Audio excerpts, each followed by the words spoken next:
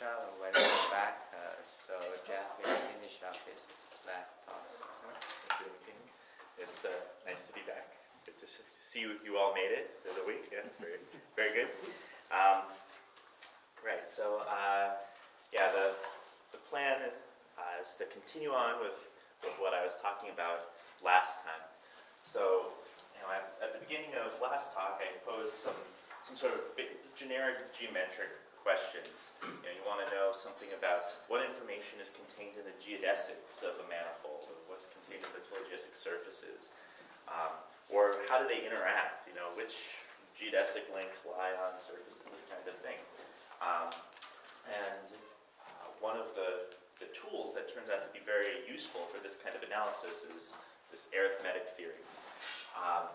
So right, in general, you don't have a connection with number theory for lattices, not a strong connection. But for these arithmetic lattices, these lattices for which this commensurator is dense in the group, so these manifolds have lots of symmetries, you have these kinds of relationships. And so the goal of last time was to just sort of give you a basic idea of how to use this sort of analysis, how to push ideas around this diagram as convenient for you.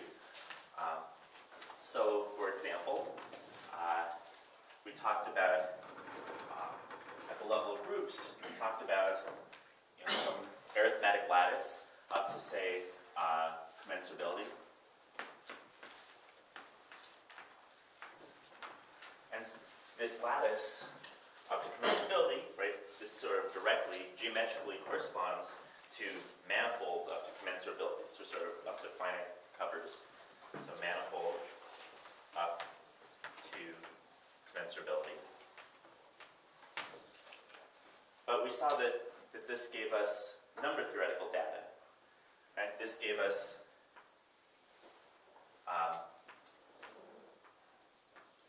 this invariant trace field and this invariant algebra, which we saw is always a number field and a quaternion algebra over that number field. So this data determines this up to commensurability, and this is much weaker if it's not arithmetic. Right? So these things are the sort of the same thing.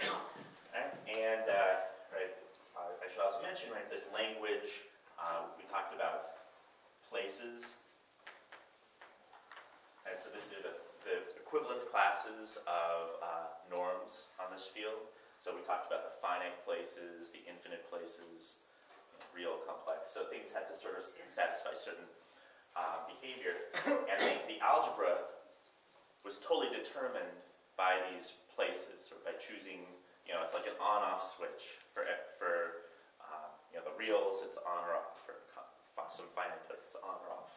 And so we had places, and just I will remind you, I mentioned this RAM, so F of the algebra. And this is the collection of places, finite places, where the algebra ramified. So where it stayed quaternion. Sorry, stayed division algebra, as opposed to splitting. Okay, and so this, right, it's convenient to move around here. Also, we talked about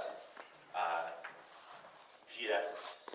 So we had some sort of this guy, closed geodesic.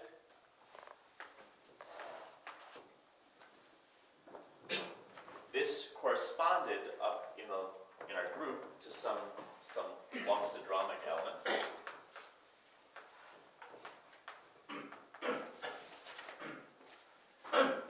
And the criteria for this element being loxodromic means that this element is diagonalizable, so it can sort of be identified with its eigenvalues. And so down here, this gave us, within the algebra, an identification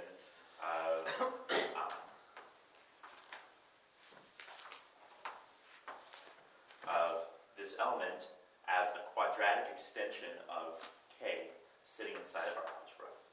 So this is a maximal subfield.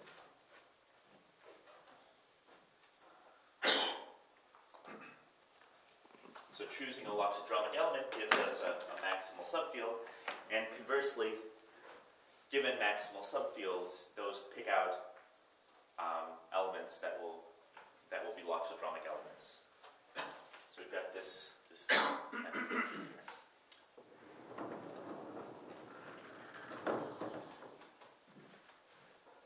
So there are questions about the picture we had as of last time. We're good? So I want to start off just talking for another moment about the geodesics.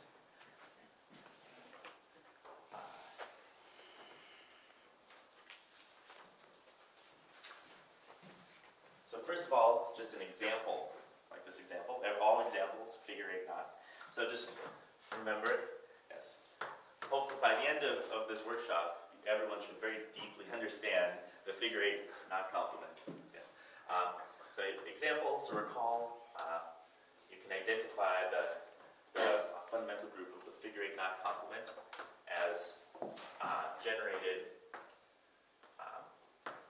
by these two matrices.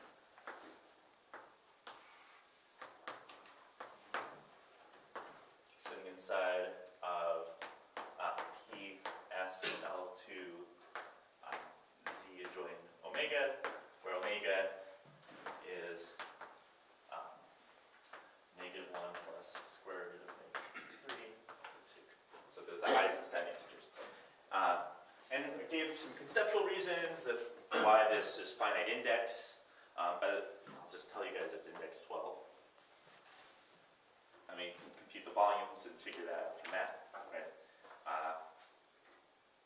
So you can, and the amazing thing is then once you know that, right, though, like you can see from the volume formula with zeta functions and whatever, you get the right volume as you would if you just figured out, you know, the volume of the two tetrahedra. It's beautiful. Anyway, all right. So neither of these two elements are loxodromic. However, if you were to multiply them, you do get something that's loxodromic. So let's just multiply these two guys. Doesn't really matter which order, but I sort of prefer it like this. And when you multiply, you get, this is loxodromic.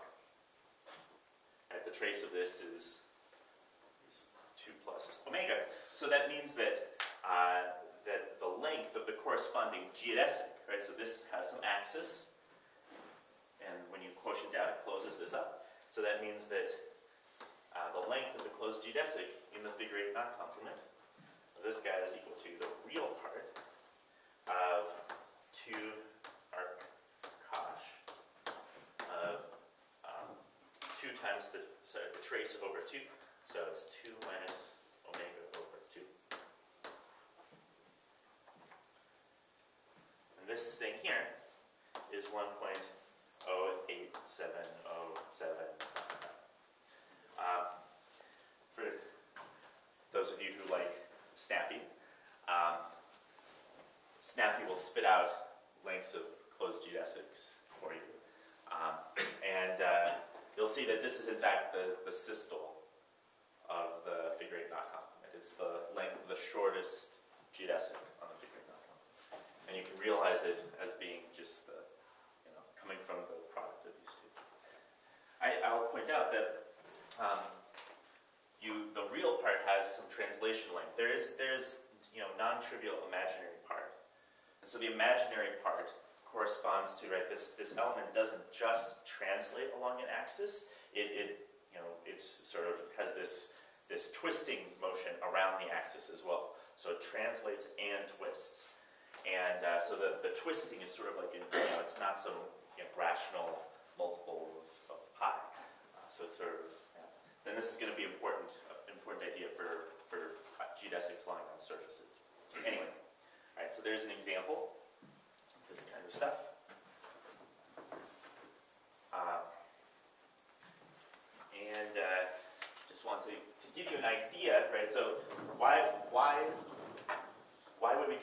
going into the number theory. Like what can you do with that? So an application of this connection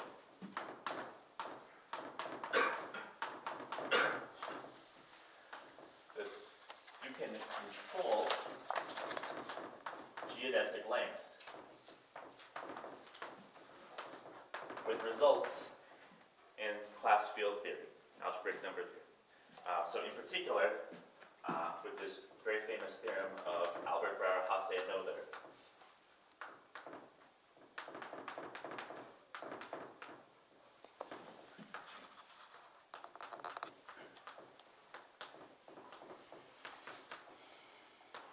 And it comes in a few different formulations. You might see it sometimes in terms of Brouwer groups or something like this, but the most relevant formulation for us is if you have some number field, some quadratic extension,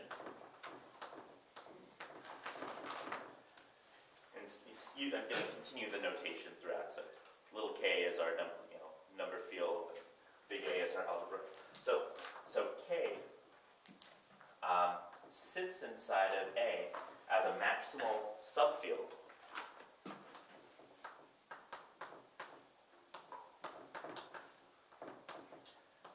If and only if, for all primes P in ramification of A. Right, so these are primes. Right, these are primes sitting inside of the number field. Not in, but primes of the number field for little k. So for all primes, P does not split. Right, so right, the notion of split just means, right, when you go to that extension, you're sitting over that prime ideal, you can split to two primes, you can ramify, so you can become a square root, or you can be inert. It just sticks. And so this is, completely algebraic number theoretic description of what maximal subfields you have. And as you might remember, I said that this collection, RAM-F, it controls geometry. We already saw it coming up in the context of the volume formula. The more primes you had, the larger that one piece of the volume formula was. So volume goes up. Here you might see, right, as you have more primes that ramify, there's more obstructions to embedding subfields. And hence, there's going to be fewer possible geodesic links that can arise. So,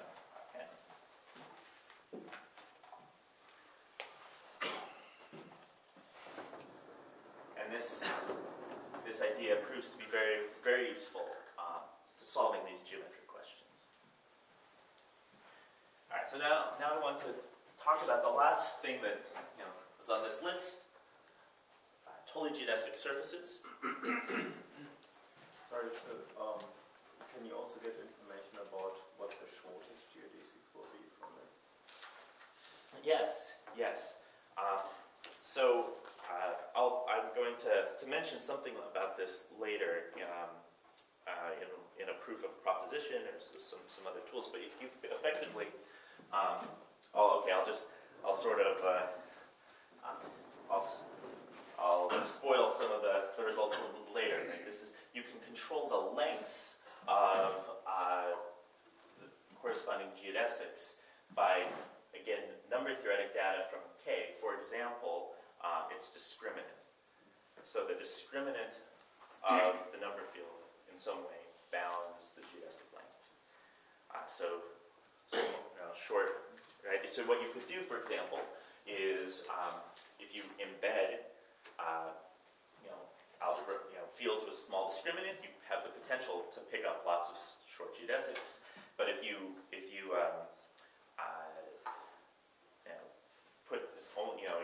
make sure that you can't put anything with small discriminant in, then you're sort of forcing the geodesics to all be large. So you P is an element or a subset? Or P and G? Yeah, sorry, it's yeah.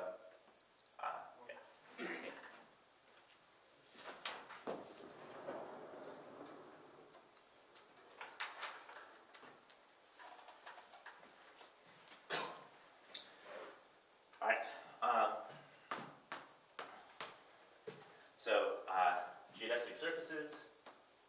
You know, and I always in this talk will mean totally geodesic surfaces, but it's always a mouthful to say, and totally geodesic, and write totally geodesic. So I'm just going to write, surfaces. Geodesic surfaces. Subalgebras.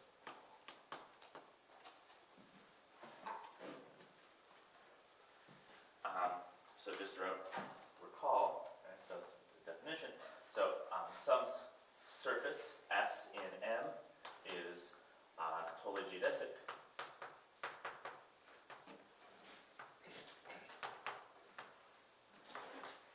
If geodesics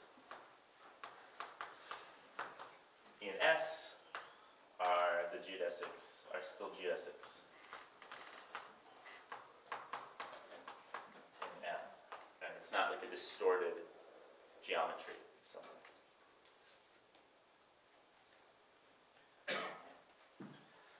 So, right, if we're looking at these finite volume or compact manifolds, right, we can pull this notion up to universal cover, and just sort of as we did here, close geodesics up to axes and loxodromic elements. So we've got S is a surface inside of our manifold, or our orbifold. That's the same thing as there being some geodesic hyperplane.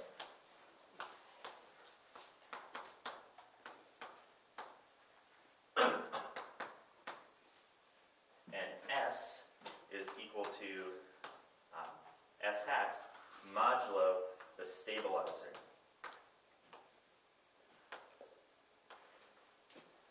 within our lattice scale. Okay? So it's the straightforward thing. You have your surface down here, you unravel it upstairs. And so this is the thing that glues it back down. And to say that this guy is finite volume, and that's pretty much what we want to look at, in analogy to closed geodesics, finite volume surfaces. So S, finite volume,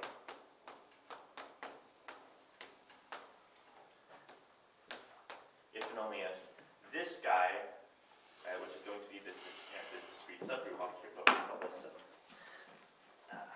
call this lambda. So if and only if lambda is a lattice inside of the stabilizer, the full stabilizer. So inside of PSL2C. It's a lattice.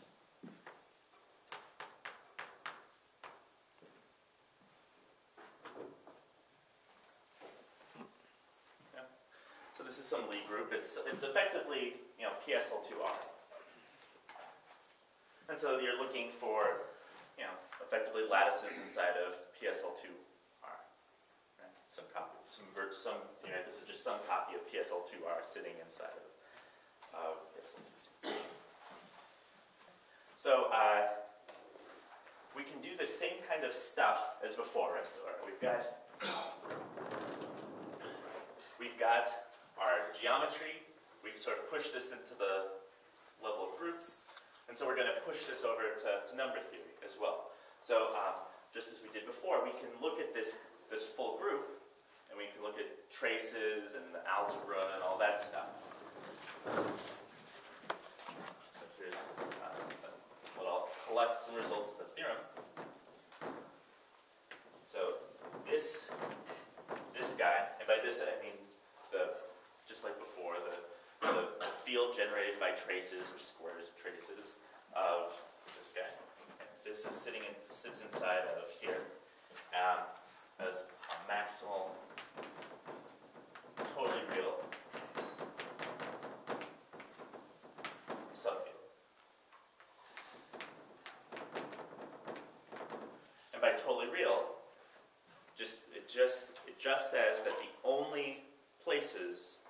infinite places are real. Right? There's no complex completions to this field. Right? So there's some nice number field sitting inside of here. And so for example, inside of q adjoins square root of -3, the maximal real is just q.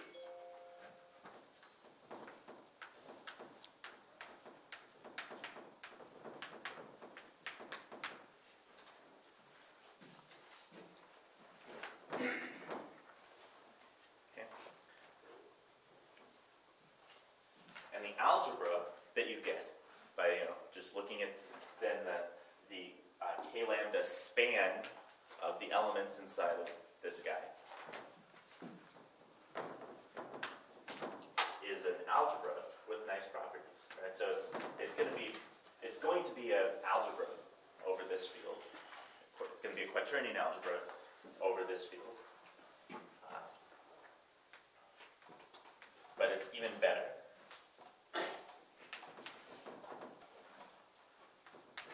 Is a quaternion algebra over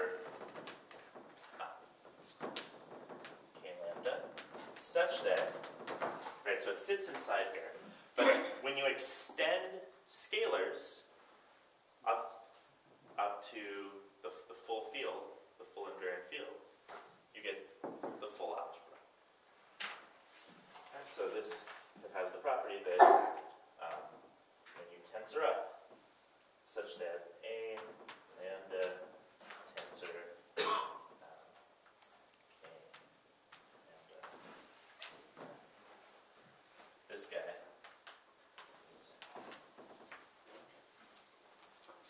Excuse me. Yes. So, when you define the a comma, okay, then it's something like group algebra over k gamma spanned by gamma square, right? So your question again? So this is span by. So when you define a gamma, okay, there's a group algebra over k gamma spanned by gamma square, right? Yes, exactly. Why do you do gamma square?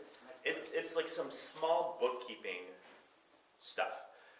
So you could look at the algebra just generated by the gamma, and that's fine. But this data is not actually a commensurability invariant. There's some minor things, some squares stuff that can get in the way. So if you want to define a commensurability invariant, you need to do the square. And if you're familiar with this, the more general idea is this is going to somehow be related to the minimal field of definition. In the context of like Windberg's minimal definition, but you have to do the adjoint representation and take the traces of the adjoint.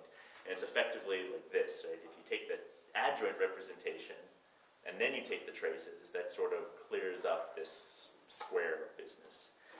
So it does seem a little bit arbitrary that if you just see this, but it does connect up with this broader picture. Square is something to do with the size of matrix, 2x matrix. It's related. The square is related to the fact it's 2 by 2.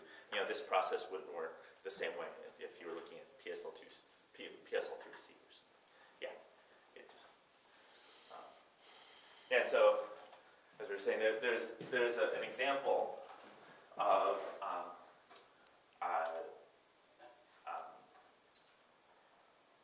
a manifold that the figure 8 knot complement sits as a two-sheeted cover of an other manifold that has a slightly larger trace field, not invariant trace field. You can add in like I into it, but if you do the invariant trace field with its squares, it's all fine. So they're all the same. So I'll just say, some notation here. But maybe I should ask, did that answer your question? Yes. Okay, fantastic. That's the definition. Now I'll just use this notation here. I'll use K plus to denote the maximal total totally real. Real subfield. K plus is K gamma. A plus K plus algebra, quaternion algebra.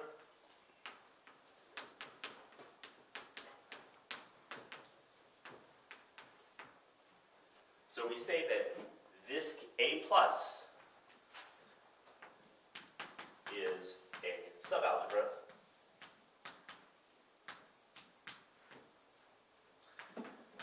if, when you tensor it up, this is isomorphic.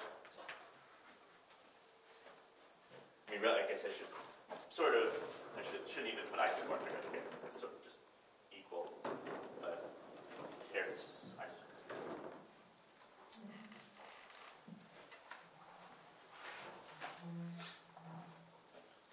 Okay, so in this language, when you have a totally geodesic subspace, right? This gives you, a Fuchsian subgroup of your arithmetic group, and in turn, this gives you a subalgebra of your quaternion algebra over your maximal totally real subfield. And I'll just say, conversely, you go the other way, you get a conversely. So here, right, we get a subalgebra. Conversely, given a subalgebra, you just follow things through. You intersect the subalgebra with the lattice. You get a Fuchsian subgroup. Conversely, given A plus, you get gamma, which says you get your totally finite volume totally geodesic submanifold.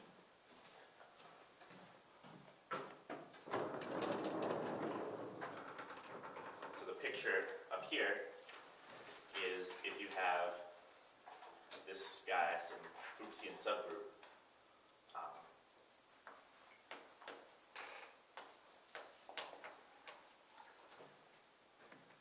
that's the same thing as your surface being totally geodesic, and that's the same thing as over here, you having a subalgebra. So I don't have enough room to quite do it below, but it'll be K and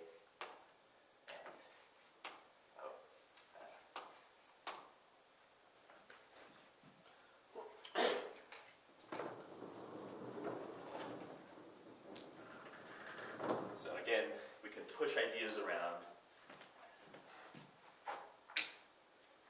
That's convenient. And so first I'll do the application. So again, why do we care? How does number theory help us? So there's a very analogous kind of number theoretical result that tells us about what surfaces we can get.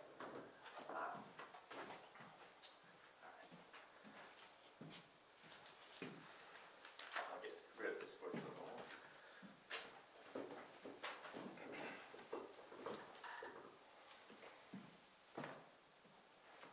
So here's application. Same kind of thing. Controlling the surfaces with algebra. Okay, so A contains a subalgebra if and only if the finite ramification of A is of the form P1, Q1, Q2, Q2, PR, QR,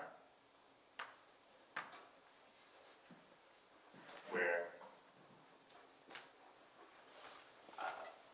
P sub I, Q sub I lie over a split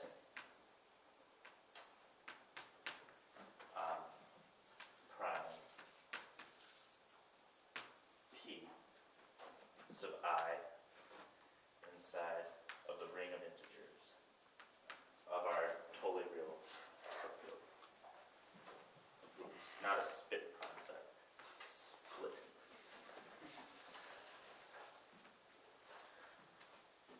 So the existence of a totally geodesic surface is in fact totally determined by the shape of the finite ramification.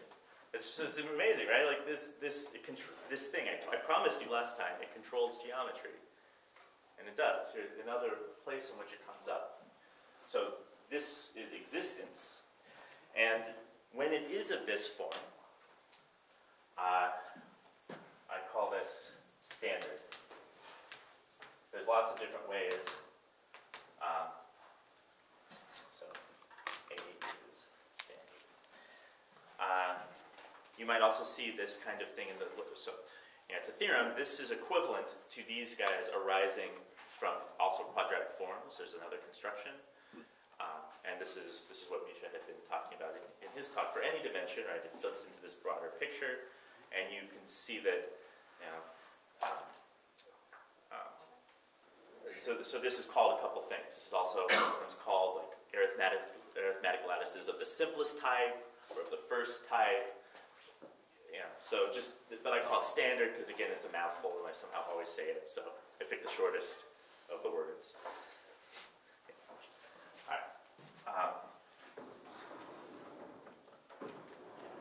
So furthermore, so yeah, the finite ramification controls the existence, but it also not only controls the existence, it tells you precisely which subalgebras can go in.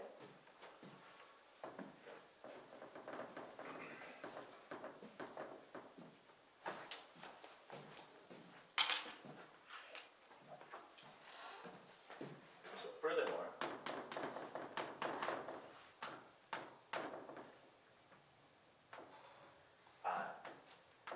given algebra embeds some A plus over our totally real maximal subfield goes in if and only if it's a subalgebra. If and only if the ramification of our finite guy, so of our A plus, is equal to the P1 through PR. So the same P's that are appearing here. So the primes over which the algebra up here ramifies, plus maybe some extra things. You know, you might have more, but these guys are primes of omega, O A plus that do not split in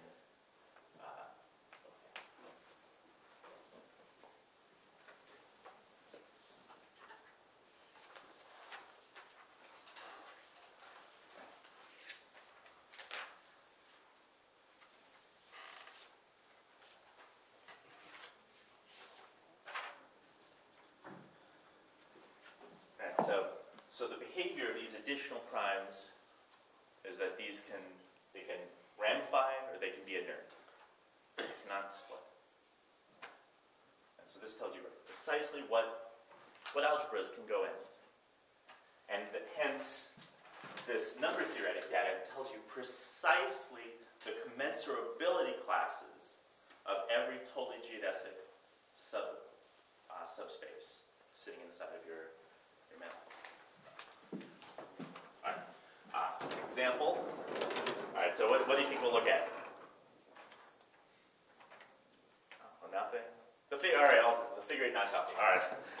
I thought there'd be like a resounding, like, oh, look at the figure eight. No. That's all right. Example.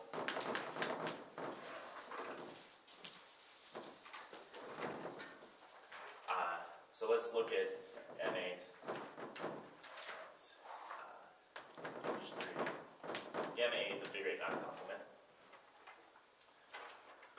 So for this guy, we've got a few things, right? So the invariant trace field of this lattice, this guy we saw last time, is Q adjoint square root negative 3. The algebra, K, of this guy is the 2 by 2 matrices, so it's just the split algebra.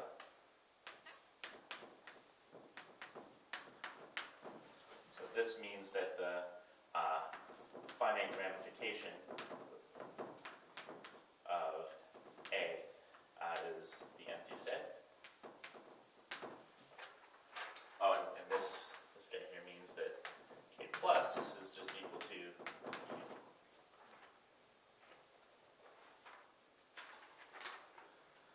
So, alright, so looking at this, finite ramification is empty.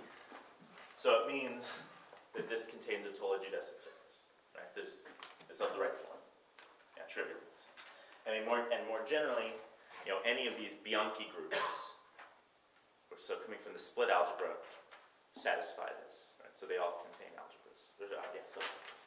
All right, but all right. So what the application is? Oh my, damn. So sad here. All right. So that says that some subalgebra over Q embeds inside of A if and only if finite ramification of A plus is precisely P in Z prime such that it ramifies or is inert in Z adjoint omega at the Gaussian integers. But this is this is some basic number theory. So the collection of primes that ramify, well, the only prime that ramifies here is 3. So you can include 3. And the primes that are inert, well, these are called Eisenstein primes. These are primes of the form 3n minus 1. So basically, right, and so it's an on-off switch. And by what we talked about last time, right, you can only have an even number of these.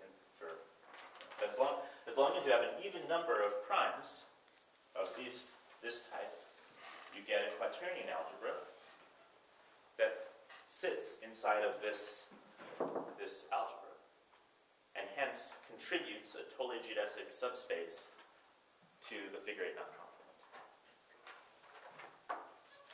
And so here is a ramification of locus of A plus is included in this set or is equal? if it's equal to, yeah, the ramification in this furthermore, you have to get all the primes that do not split, or you can choose some. Oh, sorry. I mean, this collection is going to be infinite, like the collection of all primes. So that are inert, that's going to be some infinite collection. So this is not all. Yeah. This is just some. These are just primes that have this problem. Okay, yeah. So you are including. Yes. Yeah. So they have to include all primes that split, and then just some number of primes that are inert or ramified.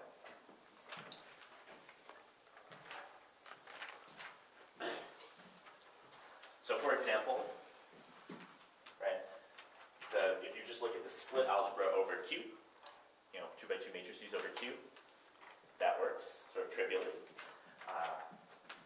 So A plus can equal M2Q. So this is going to contribute a non-compact totally geodesic surface inside of the figure-8 non-complement. But you could also look at a whole bunch of compact things. For example, let's see. So anytime you have 3 and 3n minus 1 over Q, where this is prime, right? So you could, for example, look at 5. 5 is of that form. This algebra, which has finite ramification 3 and 5, right? 3 ramifies, this is inert. This contributes to totally geodesic subspace. Sorry, Jeff, I think I need to ask Antonis a question again. Yeah, So please. where you write RAM FA plus, is this supposed to be a subset of what you've written or really equal to what you've written? I mean, when I say it's not the collection of all primes. It's just yeah. No, I understand the set you've written, but RAM FA plus you write is equal to this, but yeah. it shouldn't be as a subset of this. No, I mean it's the finite ramification just has some collection of primes that either ramify or are inert. So you know, it's just. I mean, it has to be precisely. Yeah, I mean, the only thing else, it just can't include a prime that splits. Yeah. Yeah. Well, I read the set on the right as this is a set of all Right. primes such that. Yeah. So it's. Yeah. So I mean. Yeah. I mean, it's the set of all such things. Yeah. And I meant. Yeah, I see what you're saying. So it's just. I meant to be like. Yeah. Some collections. Okay. Yeah. Thank you. Yeah. That's. I see what you're saying. So. And there are parity conditions? Yeah, it has to be even. I mean, in here it has to be even. In general, if there's lots of, like if there are real places, there could be some infinite places where this could also ramify, and so then it would be potentially an odd number here. But for here it's equal, because yeah, there's only one. Yeah, you're exactly right. There is a parity condition.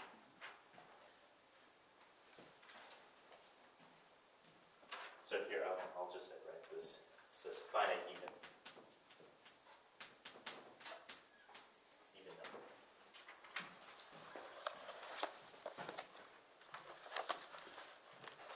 So this guy is in here. However, I'll just maybe put down a non-example. Non-example in the corner. If you look at the algebra 3 and, let's say 5, 7 over here. This algebra, by its construction, has finite ramification 5 and 7. 7 splits inside of the Eisenstein integers. And so this is an obstruction. This does not contribute a total geodesic subspace.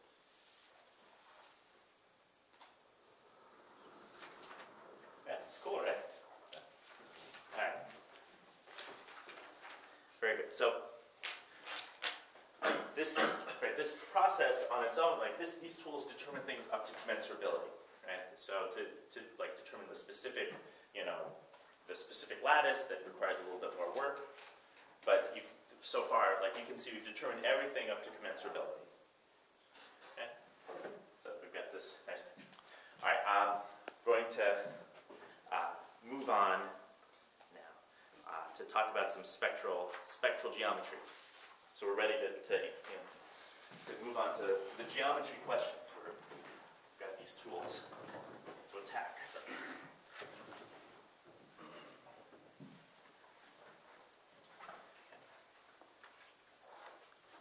So everything up here was for finite volume stuff.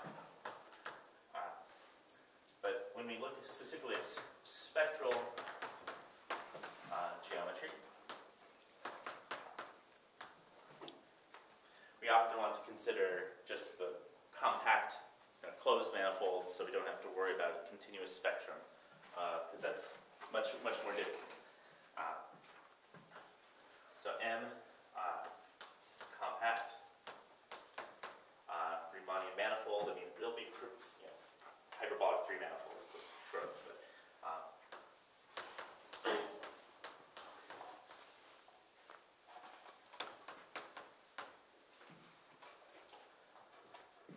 so you can look at the Laplacian.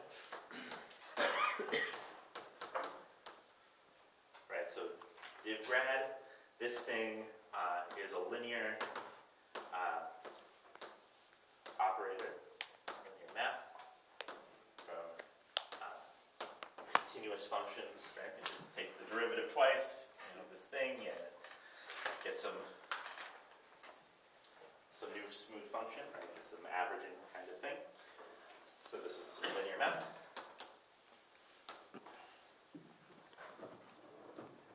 And so there's a very important theorem, spectral theorem,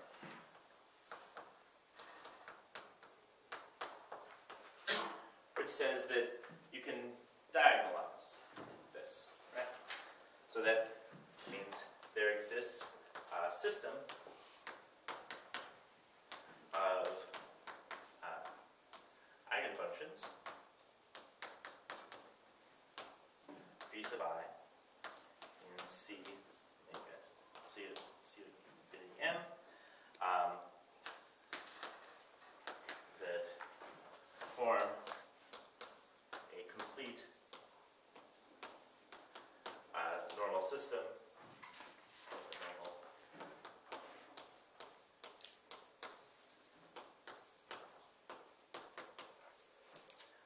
In L2.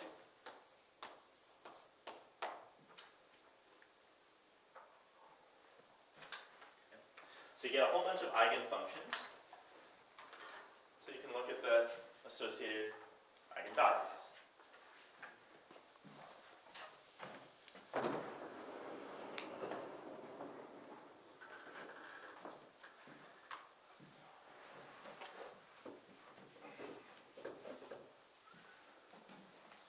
So we'll define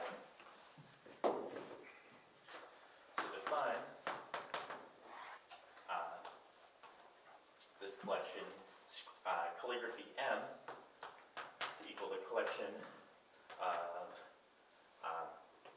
eigenvalues such that lambda I is an eigenvalue with multiplicity.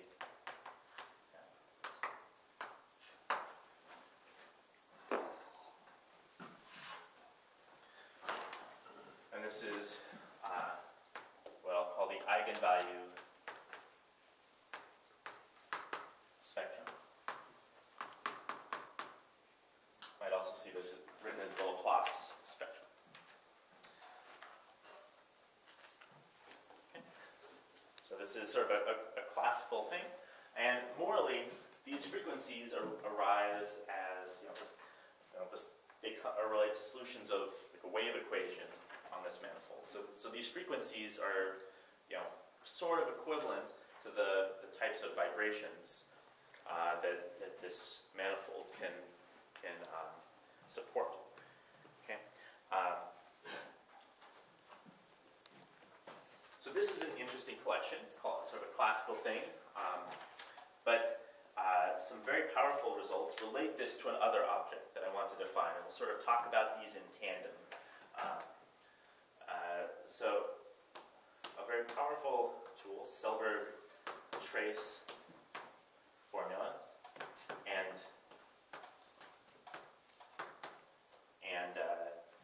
it's some generalizations. Like there's a theorem of Oystermaat and Gilliman that sort of generalizes all compact, non-positively curved, locally symmetric spaces.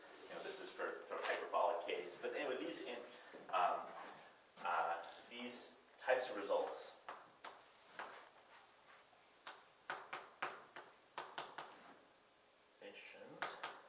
say this collection is deeply related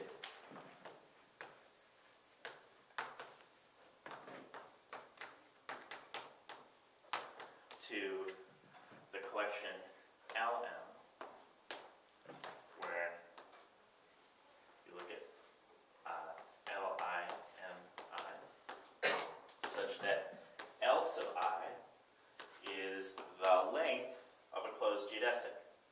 So I'll just shorten it. Geodesic length of multiplicity M sub I.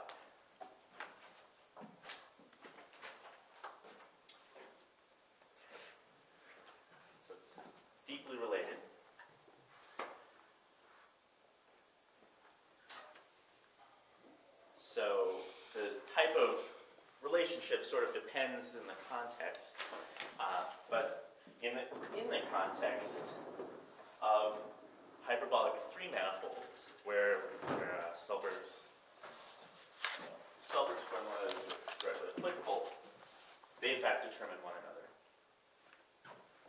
So what do you mean by the geodesic length of multiplicity line? So you maybe have multiple geodesics on your closed manifold that attain the same length. And so you're just counting the number of times that length is obtained. Does that make sense? In particular,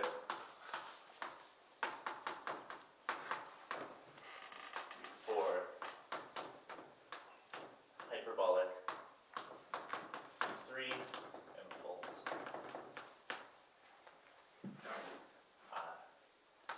EM1 equals EM2 if and only if L M1 L M2.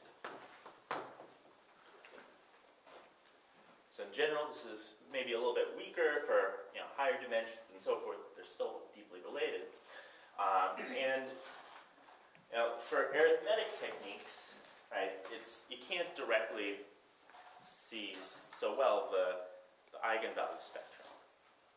But what you can see pretty darn well is the length spectrum.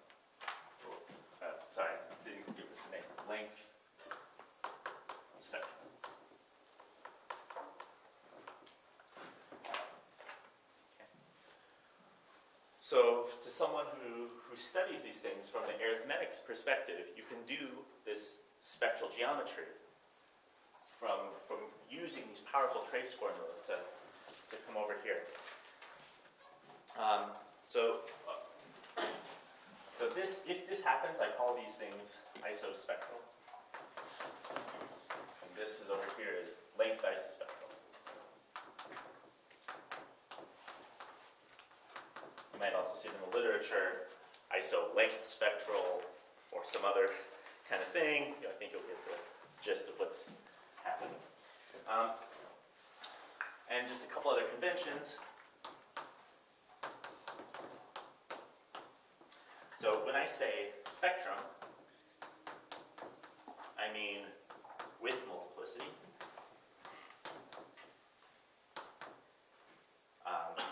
And I write this in calligraphy.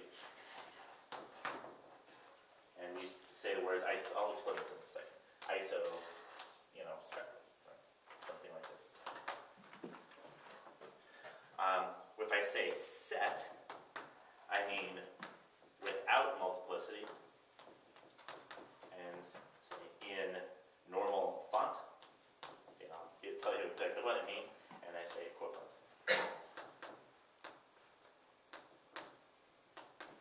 So basically there's a whole bunch of different collections that one could look at. So these are eigenvalues with multiplicity. These are lengths with multiplicities. Sometimes we don't want to focus too much on the multiplicities, and we just need to keep straight which thing we're talking about at any given time, because it can get there's a lot of collections one could look at. So, for example, if I write this in calligraphy, this guy is the eigenvalue spectrum versus this guy is the eigenvalue set. If two guys have the same, this collection, they're they're eigenvalue isospectral. This guy, they're the same, they're like eigenvalue equivalent. This is just we're trying to get some notation and terminology to make sense of all the permutations. And then also here, if this is the length spectrum versus the length set, if two guys have the same of this, they're length equivalent. Here, they're length isospectral. Just some terminology to. Yes. Is there some analogous theorem for differential forms? Oh yeah, I mean there's a lot of analytical stuff too here. Yeah, and actually it's sort of interesting. Right? There's sort of two branches of spectral geometers. And there's not actually very much interaction. I mean, this is something that, it needs to be fixed, but there's the arithmetic spectral geometers who use all these arithmetic tools, and then there's the people who use very, very analytical tools, but everyone's working to the same goals.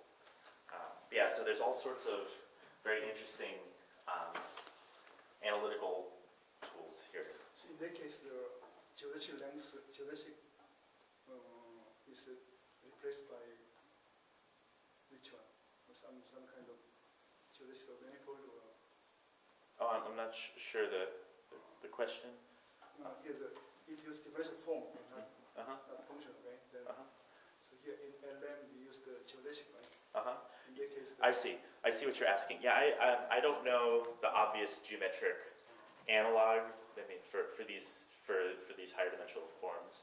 But yeah, but I mean, there's a lot to be said there. Yeah, and there's these representation equivalent, representation isospectral things. There's a lot. There's a lot to be said, but I don't know the connection to geometry like that.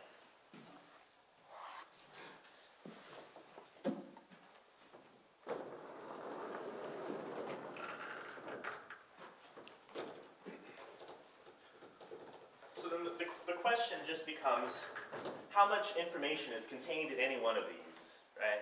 You can ask that for each of these collections, the length set, length spectrum. So the question, how much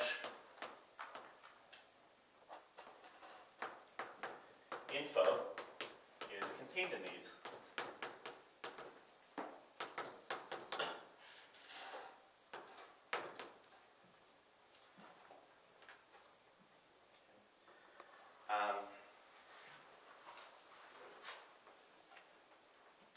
So just give a sort of a quick survey of some major results. They're going to have to inherently.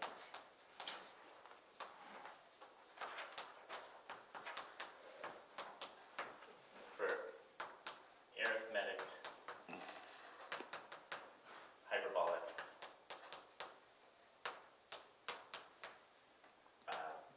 n orbital.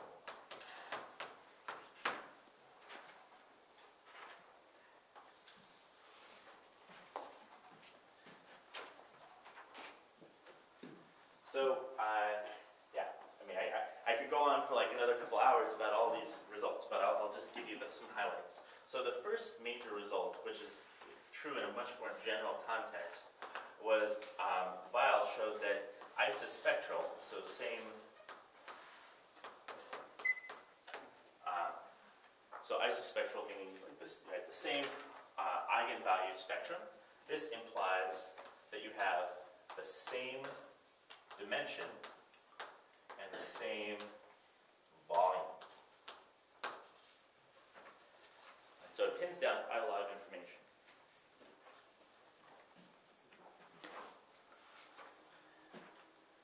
So there's then this existence result.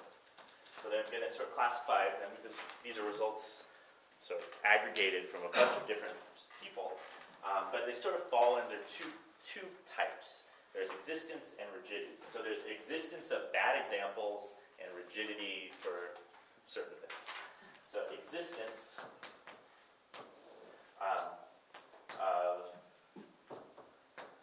isospectral non-isometric.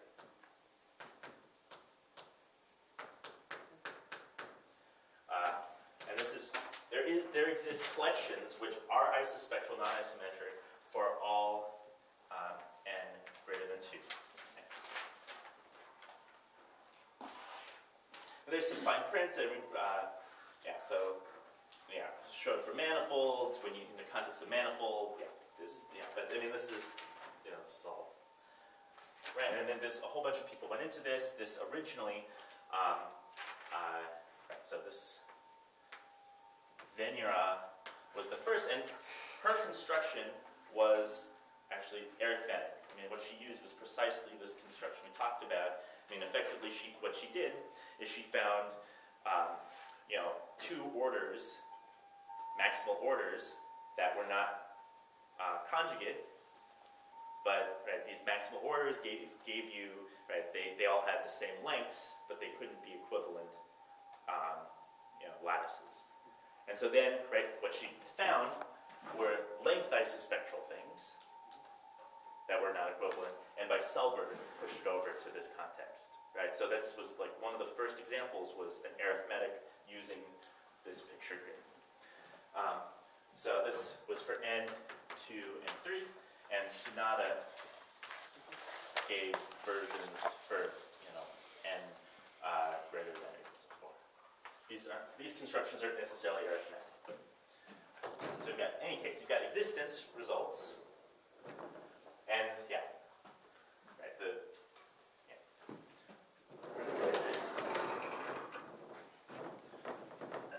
So these spectra, so the eigenvalue spectrum, or just the length spectrum, it determines a lot of information. It determines volume, it determines dimension, but it doesn't determine isometry class. Right? They're non-isometric things that have the same length.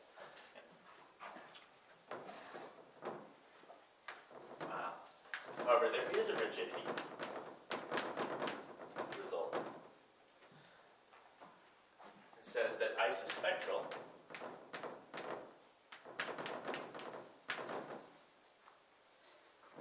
implies commensurable.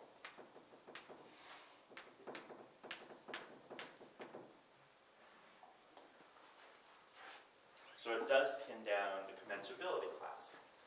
And this was first done Reed for n equals 2, Chinberg, Hamilton, Long, and Reed for n equals 3, Prasad and Rapachuk for n not 3, not 7, and not congruent to 1 mod 4. And then Garibaldi. I should say there's for n, the whole thing, n not congruent to 1.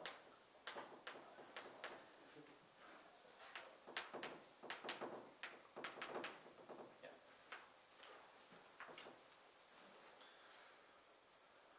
And what was done in dimensions 2 and 3 was, exactly, hopefully, what you can get a sense of what happened here, right? That to do the isospectral stuff, you push it over to lengths by this trace formula. So you look at lengths, but as we saw in the length formulas, the lengths determine the traces.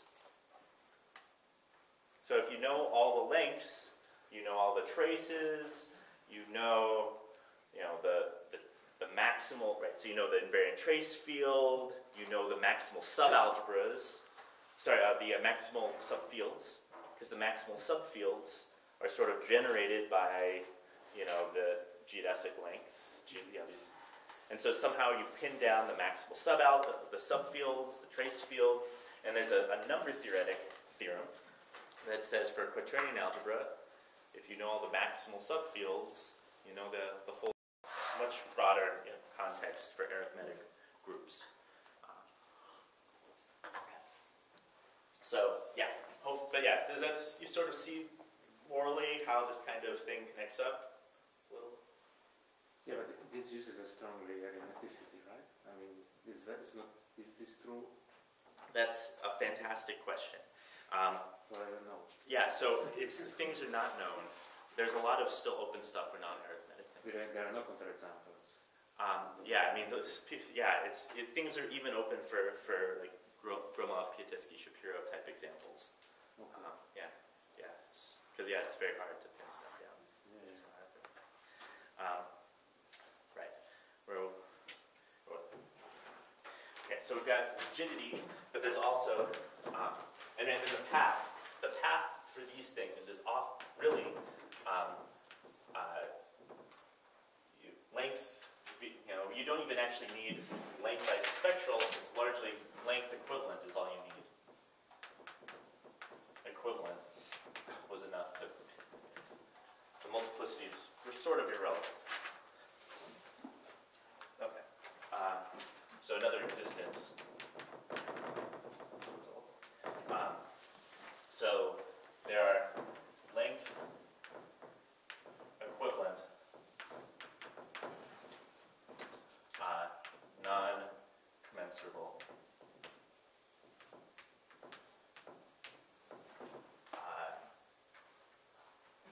there exists length equivalent non-commensurable manifolds in every one of these dimensions. Right? So there is a legitimate abstraction.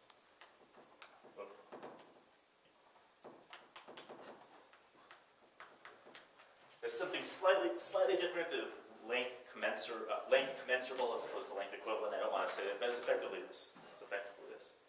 So there's some legitimate problems for the rigidity of these dimensions.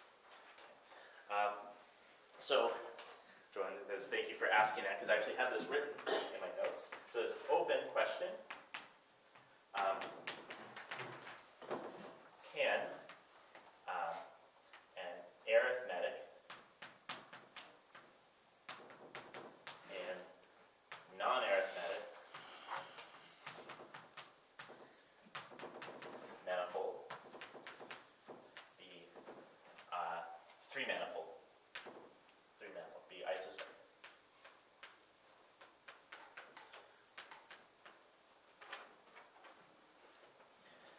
This is actually known for all the other dimensions to not be possible.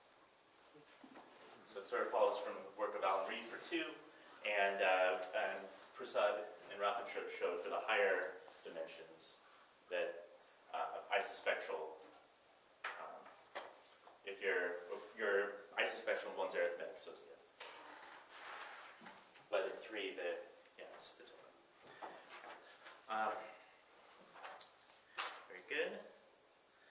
So,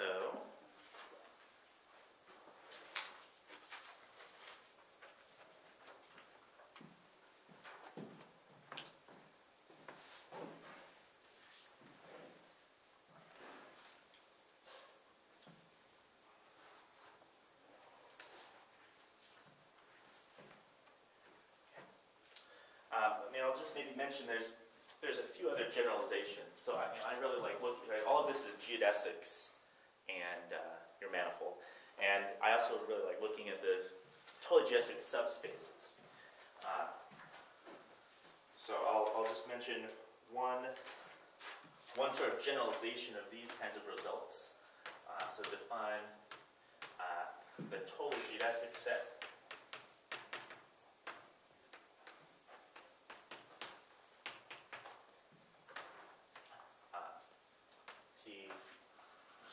Scripty. I'll put the spectrum.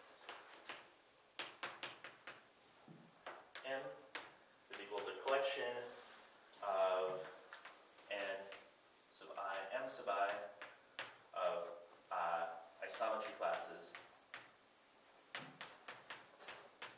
of finite volume, non-flat, totally geodesic,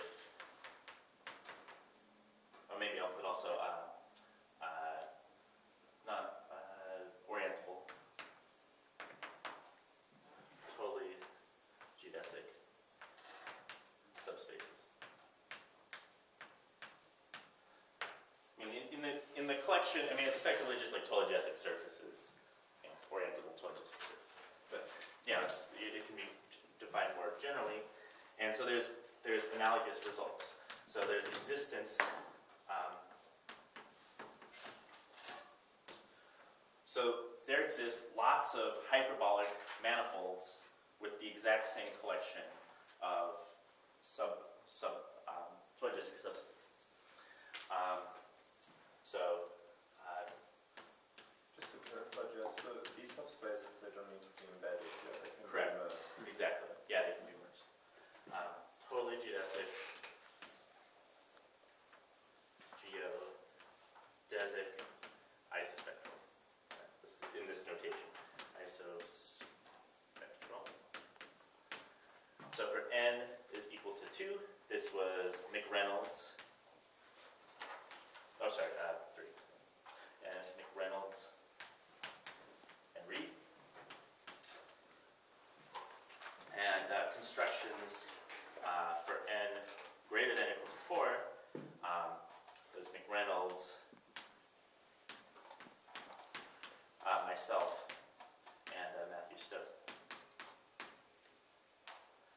We used some tools from Brouhat-Titz theory to get lots of maps to some finite groups, use sort of Sunada techniques to produce isospectral, non-isometric.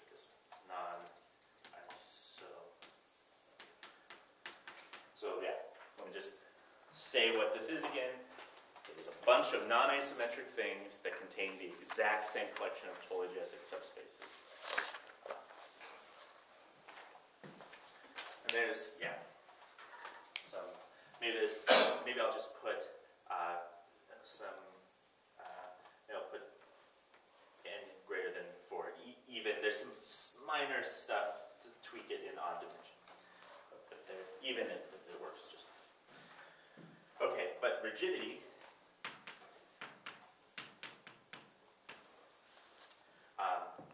So this, if they're totally geodesic isospectral, so they have the exact same collection, then this implies that they are commensurable.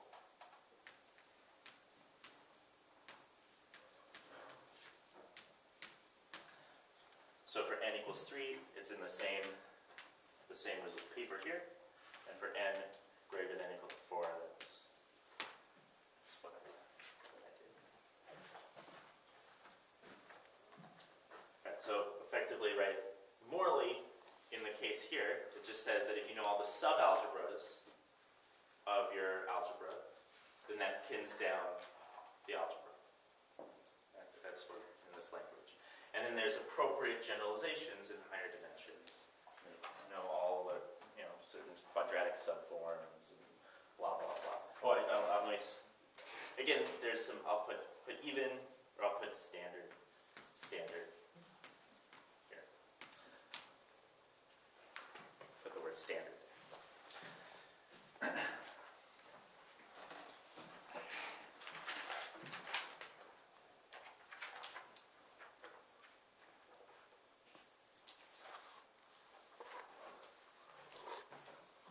So now, right, as promised, I want to get to talking about quantitative results.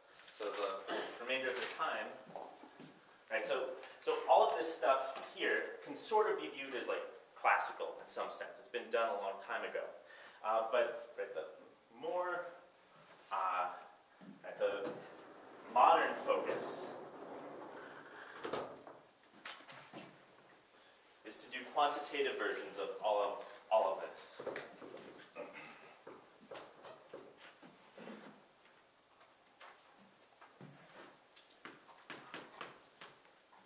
So quantitative spectrum.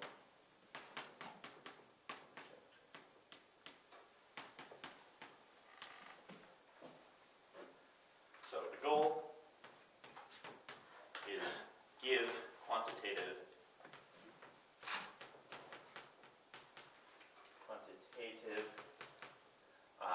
versions of classical results. Yeah, we call those classical.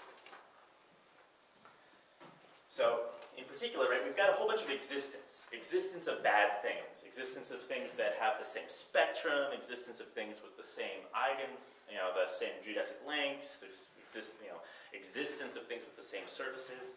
So we want existence to go to how many exist, right, to give some sort of bounds. Okay. And rigidity, I'll put how many exist. And rigidity kinds of results should go to how many of whatever is needed to pin down the commensurability or whatever you want. How many is needed.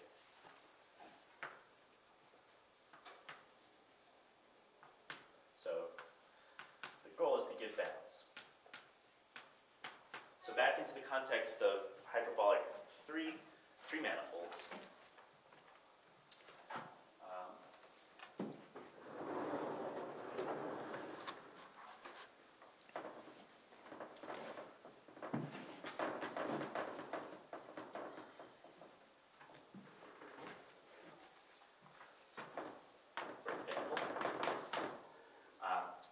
So we know that there can exist non-isospectral, non-isometric three manifolds. Right? So the question now is, how many are there? And maybe bounded by, say, like as a function of volume. So that's a measure of complexity. So,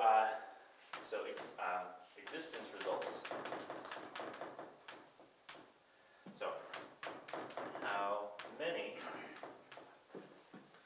non-isometric isospectral three manifolds of volume less than or equal to, and maybe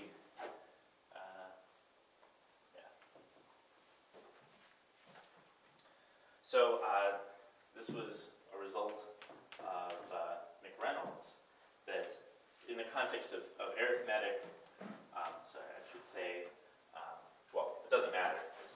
The count at this, the number is greater than or equal to v c log v for, as v increases. As it increases, there's a sequence of things, more of that sort of things.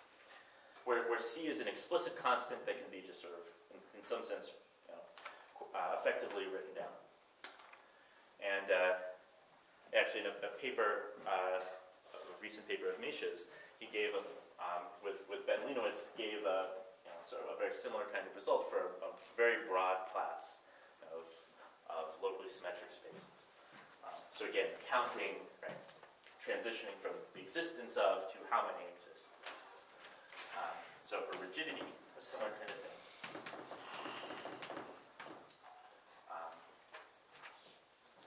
So how many, right? So we know lengths pin down commensurability class. So the question is how many lengths are needed to pin down the commensurability class? And in some abstract sense, right? There's finiteness theorems for volume. So in the abstract, you only need finitely many, but it's not constructive. You don't necessarily know where it falls. But there's a very nice recent result. So how many lengths pin down commensurability?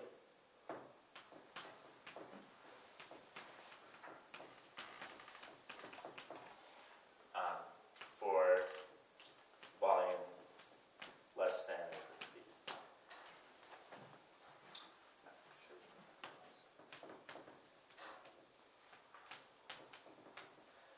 And so here, the number you need is less than or equal to some constant, sometimes e to the log v to the log v.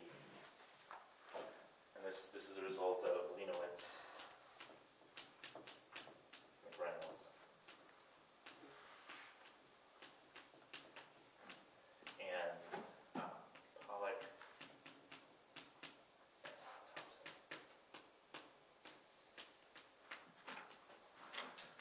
So this is the flavor of sort of where this area for arithmetic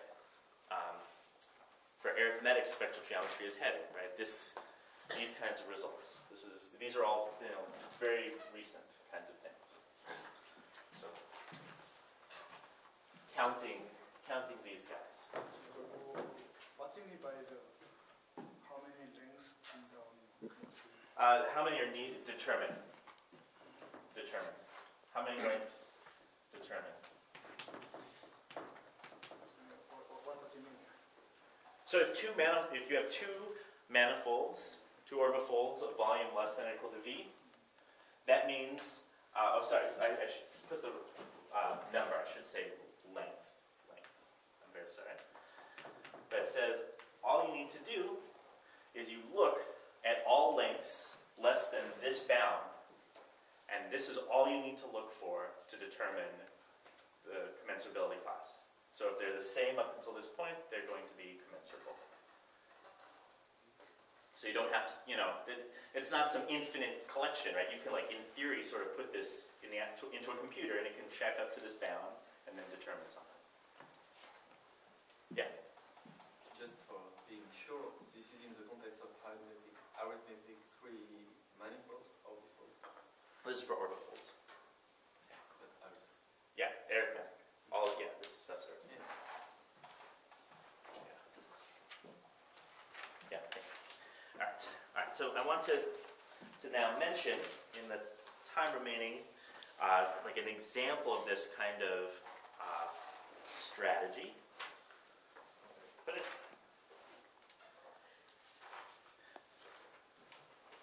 Using these kinds of tools.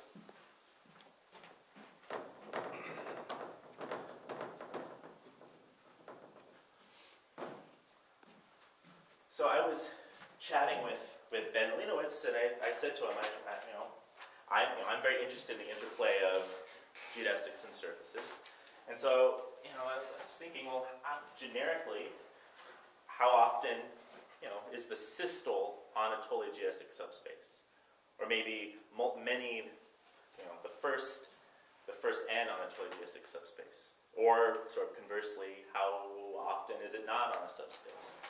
And so, we talked about it, we could get some sort of count, right, to something. And so, it uses this philosophy to push us over into number theory, and then we can use some really fun number theoretic tools to prove this kind of result. All right, so here's a theorem.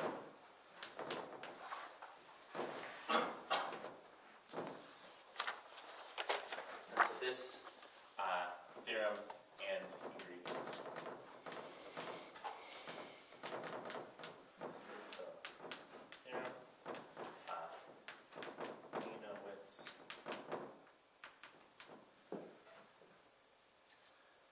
Meyer, Pollack. So there exists a lot of standard arithmetic, hyperbolic, three orbifolds.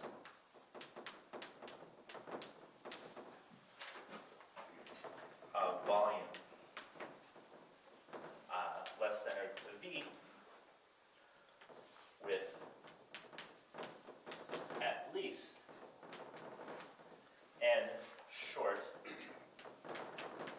geodesics not lying on a surface, totally geodesic surface.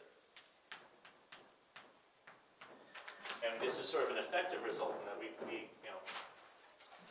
have specific bounds. So, I asked if such things sort of exist, and we can actually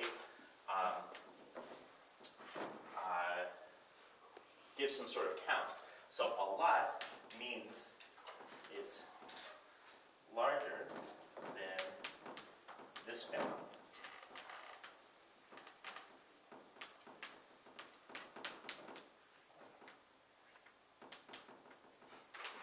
So lots of manifolds, lots of orbifolds have geodesics where of length less than or equal to, say, n to the 17th. We can make it slightly better than that, but for large n, this is good. so there's, so it doesn't, right, so that means that there's lots of, in some sense, you can get arbitrarily large collections not lying on any totally geodesic surface of some version of short length. And the ingredients that go into this are the following.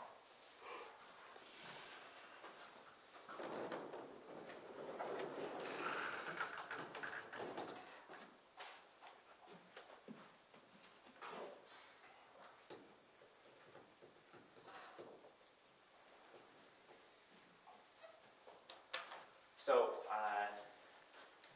right. How do we supply a manifold with short geodesics, first of all? How can we get a bunch of short geodesics in there? Well,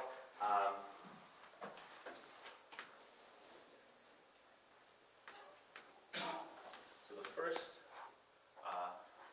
proposition is that if you have, say, keep the field simple, so K is some imaginary quadratic.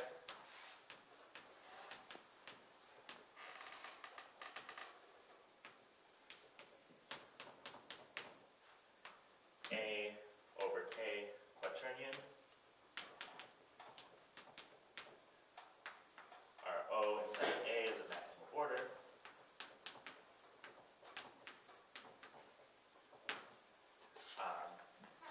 And L inside of the maximal, inside of A maximal subfield.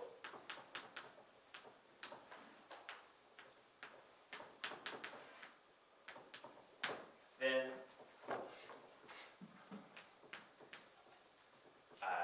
L supplies a geodesic of length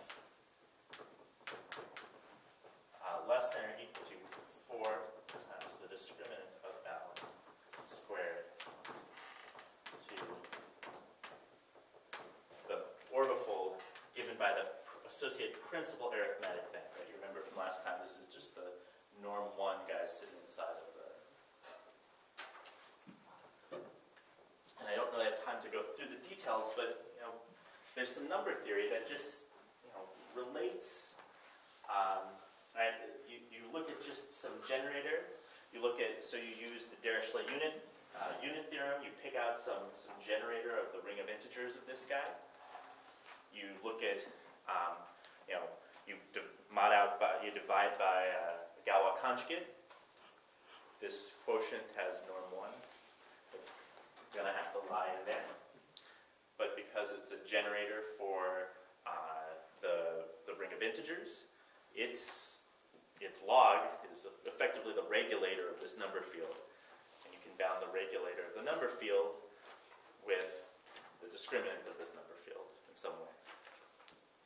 So, right, okay, there you go. Some number theory gives you this. Furthermore,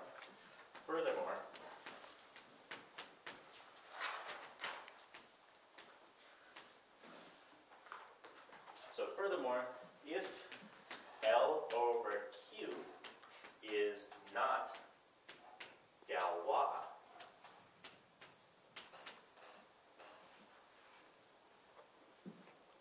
then this associated geodesic cannot lie in a surface.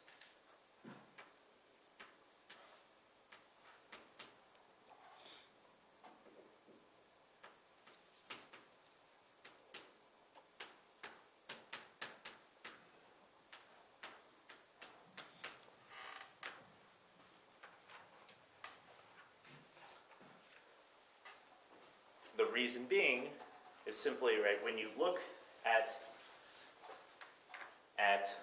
the translation of this, that this loxodromic element performs along the axis, it can do one of two things. It can either, you can sort of, right, just translate along and you preserve hyperplanes that contain this axis. It can sort of rotate rationally, which means some multiple of it does preserve. Or it could rotate irrationally, which means there's sort of no multiple that preserves a hyperplane containing that axis. And it follows from some work of Chinburn, Hamilton, Long-Reed that this Galois condition is sort of, it's sort of equivalent to having an irrational rotation. Okay, so all right, the point is, completely number theoretic data, the existence of this subfield, right? A short discriminant, the small discriminant gives a short geodesic that doesn't lie in a surface. Okay, so we've translated this problem entirely to number theory, and then the question then becomes, how many of these kinds of fields exist? In how many quadratic extensions that are not Galois have small discriminant? That's a totally number theoretic question.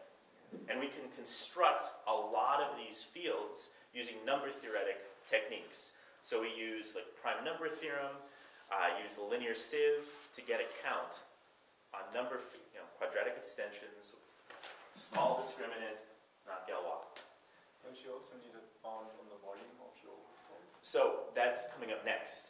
So we just want to know how many of those fields exist, right? So then the question becomes, how many quaternion algebras can we embed all of those maximal subfields in? And that's where the volume comes in.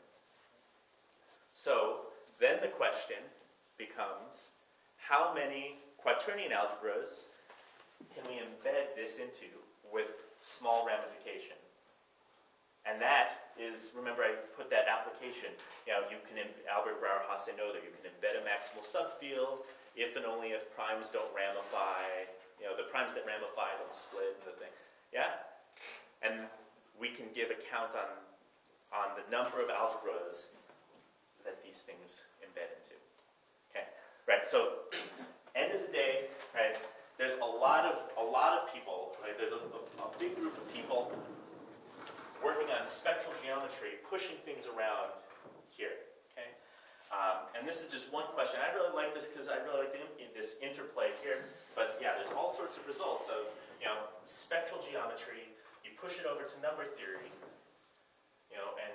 and you can bring it to bear all of these powerful theorems and then pull the results back. And hopefully I gave you guys a sense of the tools that you can use to prove these kinds of results. In any case, my time is up. Thank you very much.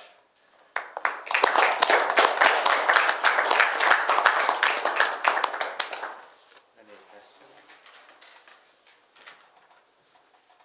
About last theorem. If you fix a manifold, can you construct infinitely many geodesics which don't lie on the surfaces? Looks like from this formula you only get finitely. Okay, so you're asking in a fixed manifold, orbifold, if you can find infinitely many geodesics that don't lie on it. On surface. On total geodesic surface. On a total geodesic surface.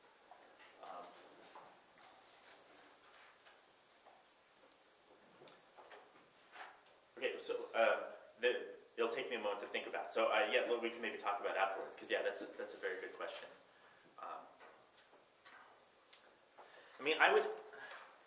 I would expect. So this is I don't actually have a good sense of this. There's still a lot of open questions. I suspect that the collection of things that lie on totally geodesic surfaces is sort of sparse inside the full length set. So I would expect that you could find lots of geodesics. I would expect infinitely many. You see, I'm asking because here in the lower bound, if you fix V, then it's like bounded by a constant. Yeah. Put n go to infinity. It's a constant. Right. But if you can find one geodesic which does not lie in the surface, I think if you combine the geodesics on the surface and the geodesic not lying on the surface, if you take a high power here, usually it does not lie on the surface. should go there. Yeah, right. So, but then why doesn't it be there? It's just the tool. And so, I mean, it's still, I mean, it's even interesting for an example in like the figure 8 knot complement, which, you know, the distribution of the geodesics on surfaces within the whole thing, right? Because the figure 8 knot complement has lots of totally geodesic surfaces, and if you look at the length spectrum, it's very much not clear, like, you know, which ones inherently, you know, lie on the surfaces. The systole doesn't, you know. So still my question, you know, one of my original questions remains open, like generic, you know, how often does the systole lie on the totally geodesic surface? Yeah. Do you have quantifying results for totally geodesic surfaces? I'm sorry, do we have one? Do you have quantifying results for totally geodesic surfaces? In what sense quantify? I don't know. I mean, here you give us a quantifying result for geodesics, right? Yeah. Yeah, so I mean, there are lots of, there are results. You're asking just like how many are needed. No, how many totally geodesic surfaces do you have in a 3 manifold? Yeah. Or maybe injectivity radius, yeah, someone saying that it's quite large. Yeah. Mm-hmm. I think they have some like papers with Macrane's.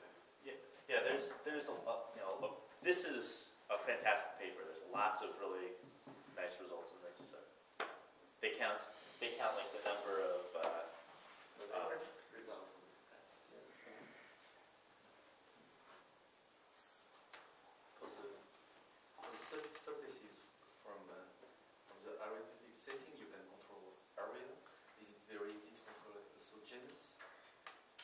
When you know arithmetic data, you can compute the genus of the So just just Gaspone for, you know, the block. Because they only deal with totally geodesic, so they approach maximum. Okay. Yeah, but if you ask about, there are also incompressible not totally geodesic surfaces, and that can be interesting. Yeah. This method doesn't. You should look at Anisha's paper on systolic genus. They just plug it. It's a very nice paper. Yeah.